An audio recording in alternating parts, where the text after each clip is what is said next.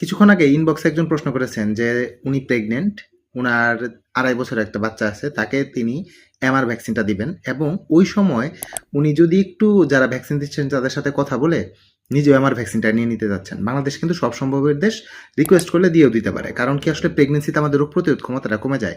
তাই তারা চিন্তা করবে যেহেতু রোগ প্রতিরোধ ক্ষমতা কমে যাচ্ছে তাহলে এমআর ভ্যাকসিনটা নিলে তো ভালো। নাহলে মিজেলস বা রুবেলা এই ধরনের সমস্যা হতে পারে।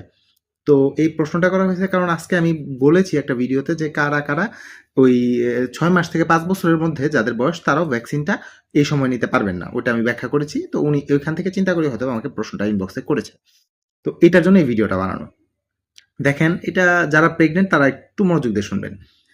প্রেগনেন্সিতে লাইভ অ্যাটিনিউয়েটেড ভ্যাকসিন নেওয়া যাবে না, অর্থাৎ যেই ভ্যাকসিনগুলোতে দুর্বল জীবিত জীবাণু দেওয়া থাকে সেই ভ্যাকসিনগুলো নেওয়া যাবে না।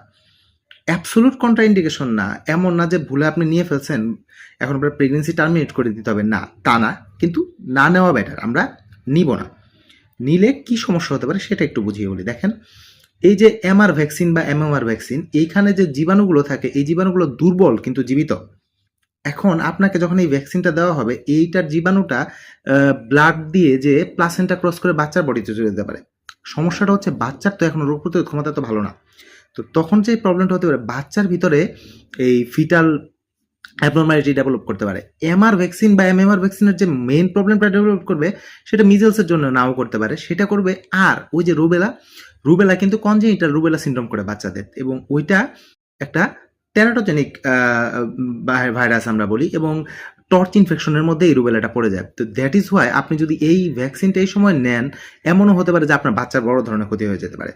তাই আপনি প্রেগনেন্সিতে এমআর ভ্যাকসিন নেওয়ার চিন্তাও করবেন না, যে বলতে হবে না যে প্লিজ আমাকে ভ্যাকসিনটা দিয়ে দেন, আমি তো বাচ্চা কনসিভ করে ফেলছি, আমি খুব চিন্তিত। না, আপনার এই সময় ভ্যাকসিনটা নেওয়া যাবে না, এই সময় নেওয়া যাবে না, এটা হচ্ছে আপনার জন্য কথা।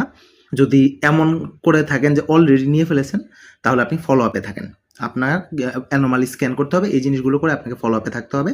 নিয়ে ফেলেছেন এমন এখন না যে আপনাকে টার্মিনেট করে দিতে হবে, কিন্তু আপনাকে অবশ্যই সতর্ক থাকতে হবে। তাহলে একবারে সোজা বাংলা আবার বলে দিই, প্রেগনেন্সিতে আপনারা এমআর বা এমএমআর ভ্যাকসিনটা নেবেন না। শুধু এটাই না, পক্সের যে ভ্যাকসিন যেটাকে আমরা ভ্যারিসেলা ভ্যাকসিন বলি সেটা ওই সময় নেওয়ার কোনো প্রয়োজন নেই বা নিব না আমরা। ওরাল পোলিও ভ্যাকসিন ওই সময় আমরা খাবো না। আশা রাখি বুঝতে পেরেছেন। এই ব্যাপারে কারো কোনো প্রশ্ন থাকলে অবশ্যই আমাকে ইনবক্সে জানাতে পারেন।